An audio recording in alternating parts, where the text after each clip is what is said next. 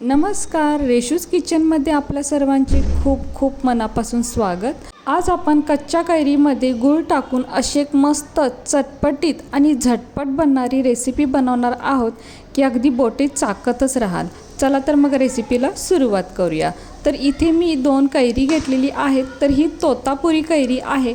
शक्यतो तोतापुरी कैरी वापरायची कारण ती जास्त आंबट नसते।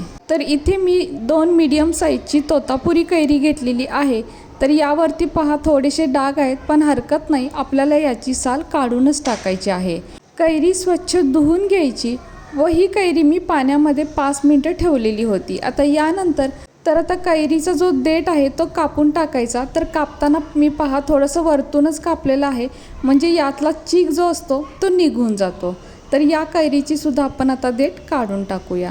आता यानंतर कैरीची साल काढून टाकूयात। तर एका पिलरने असं थोडंसं प्रेस करायचं, म्हणजे साल सहज निघून जाते आणि हे पहा पातळ अशी ही साल निघते। तर कैरीची साल ही थोडीशी तुरट असते, म्हणून आपण ही साल काढून टाकत आहोत। तर जमेल तितकी ही साल काढायची आहे आणि इथे बघू शकताय दोन्ही कैरीची साल काढलेली आहे। आता यानंतर काय करायचं, कैरी आपल्याला कापून घ्यायची आहे। तर विळीने किंवा सुरीने ही कैरी कापून घ्यायची। तर आता इथे सुरीने आपण ही कैरी कट करून घेऊयात। तर हे पहा असे मोठे मोठेच भाग करायचे आणि शक्यतो काय होतं, कधी कधी जी मधला भाग असतो ना तो कधी कधी सॉफ्ट असतो, मऊ असतो, तर कधी कधी कडक असतो।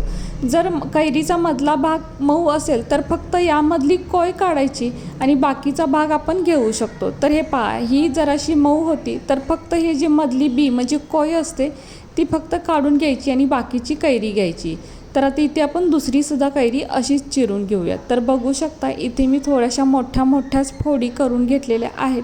आता यानंतर इथे एक मिक्सरचं भांडं घ्यायचं व या भांड्यामध्ये आता कापून ठेवलेली कैरी घालायची। तर कैरी इथे मिक्सरलाच बारीक करायची आहे, म्हणूनच याच्या मोठ्या फोडी करून घ्यायच्या। आता यावरती झाकण ठेवून हे मिक्सरला बारीक फिरवून घेऊयात। तर इथे मी मिक्सरला फिरवून घेतलेलं आहे, पाण्याचा अजिबात वापर केलेला नाही आणि इथे एकदम पेस्ट बनवून घेतलेली आहे। मी चमच्याने सुद्धा दाखवते। तर हे पहा अशा पद्धतीने आपल्याला बनवून घ्यायचं आहे।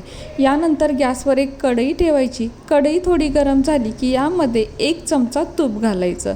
तर तूप घालणं अगदी ऑप्शनल आहे, पण तुपाने आपल्या रेसिपीला छान चकाकी येते आणि रेसिपीसुद्धा टेस्टी होते। तर तूप थोडं गरम झाल्यानंतर मिक्सरला बारीक करून घेतलेला कैरीचा गर यामध्ये घालायचा व या तुपामध्ये चांगला परतून घ्यायचा।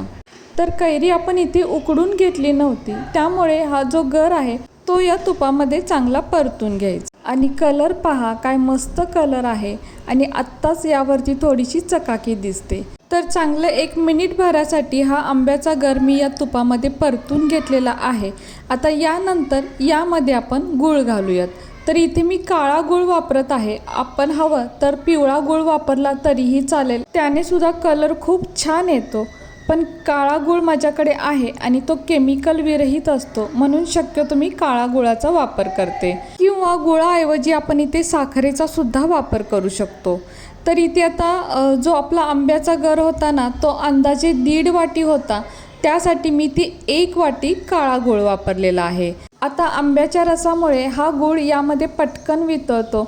तर गूळ वितळल्यानंतर हे जे मिश्रण आहे ते थोडंसं पातळ म्हणजे सैल वाटेल, पण हे आपल्याला असंच परतवत राहायचं आहे। त्यामुळे काय होईल, आपण इथे आंबा उकडून नाही घेतलेला आहे, म्हणजे शिजवून नाही घेतलेला आहे, तर इथे आंब्याचा गर सुद्धा चांगला शिजला जाईल, म्हणजे अजिबात कच्चा राहणार नाही। तर सुरुवातीला गॅसची फ्लेम आपल्याला बारीक ठेवायची आहे व यानंतर म्हणजे आता या स्टेजला गॅसची फ्लेम लो टू मीडियममध्ये ठेवली तरीही चालेल। तर आता हे मिश्रण आपल्याला कधीपर्यंत परतत राहायचं आहे, तर जोपर्यंत याचा थोडंसं घट्ट मिश्रण बनत नाही तोपर्यंत आपल्याला हे परतवायचं आहे। आता याला पहा घट्ट अशी उकळी येते।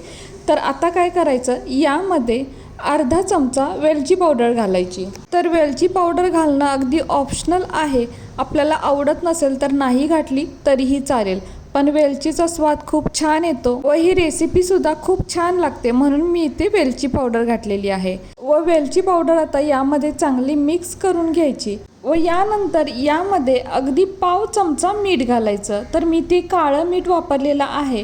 आपण आपलं नेहमीच्या जेवणातलं पांढरं मीठ वापरलं तरीही चालेल. तर मिठामुळे याची टेस्ट अजून वाढते, म्हणून थोडंसं आवर्जून यामध्ये मीठ घालायचं. आता हे मिश्रण पहा, सुरुवातीला एकदम पातळ होतं आणि आता पहा हे थोडंसं घट्ट झालेलं आहे. आणि हे मी अजून एखाद मिनिटभर असंच परतवत राहणार आहे. आणि यामध्ये आपण बघू शकताय अजिबात कुठेही गुठळ्या वगैरे तयार झालेल्या नाही आहेत. तर असंच मिश्रण आपल्याला हवं आहे. तर आता बघू शकताय हे अजून थोडंसं घट्ट झालेलं आहे. थंड झाल्यानंतर हे अजून थोडंसं घट्ट होतं. तर आता या वेळेला आपण गॅस बंद करूया. आणि बघू शकता या मिश्रणामध्ये कैरीचे तुकडे सुद्धा नाही आहेत किंवा गुठळ्या सुद्धा नाही आहेत. तर असंच मिश्रण आपल्याला हवं आहे. आता थंड होईपर्यंत असंच बाजूला ठेवून द्यायचं. तर आता हे थंड झालेलं आहे आणि बघू शकताय सुरुवातीपेक्षा हे अजून थोडंसं घट्ट झालेलं आहे. तर इथे आपला कैरीचा जॅम तयार आहे. तर बघितलात ना, पाहूनच तोंडाला पाणी सुटतं आणि खूप छान कलरसुद्धा आलेला आहे. आपण इथे काळा गूळ वापरलेला आहे. तर आता मी एका प्लेटमध्ये काढून घेतलेला आहे आणि बघू शकताय छान चकाकीसुद्धा आलेली आहे. आणि टेस्टला म्हणाल तर एकदम भन्नाट असा लागतो, खूप छान लागतो. लहानच नाही तर मोठेसुद्धा पोटे चाखत खातील इतका मस्त हा कैरीचा जाम तयार होतो. मुलं चपाती भाजी खायला नको म्हणतात, त्यावेळेला चपातीला आपण हा कैरीचा जाम लावून दिला किंवा ब्रेडला सुद्धा लावून हा जाम खाल्ला ना, इतका टेस्टी लागतो. एकदा खाल ना तर आवर्जून हा वर्षभरासाठी करून ठेवाल, इतका मस्त तयार होतो. आणि खूप छान, अगदी आपण हा डब्याला सुद्धा देऊ शकतो. आणि हा कैरीचा जाम वर्षभर टिकतो, कारण कुठेही आपण यामध्ये पाण्याचा वापर केलेला नाही किंवा आपण कैरी उकडून सुद्धा घेतलेली नाही आहे. अगदी मस्त टिकतो आणि बनवायला सुद्धा सोपा आहे आणि कमी साहित्यात बनतो. म्हणजे घरातील फक्त 3च साहित्यात हा तयार होतो आणि जबरदस्त टेस्टी होतो. खरंच तुम्ही एकदा नक्की करून पहा, तुम्हाला तर खूपच आवडेल. आणि मुलांना तर असं चटपटीत नक्कीच आवडतं. आणि मुलंच नाही तर घरातील मोठेसुद्धा अगदी बोटे चाखत खातील. तर कशी वाटली तुम्हाला ही आजची रेसिपी जर तुम्हाला आवडली असेल तर आपल्या माणसांसोबत नक्की शेअर करा.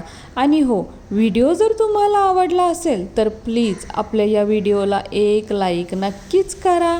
नवीन असाल तर चॅनलला सबस्क्राईब करा, सोबत बेल आयकॉन प्रेस करा, म्हणजेच मी बनवलेले असेच नवनवीन रेसिपी सर्वात आधी तुम्हाला मिळतील.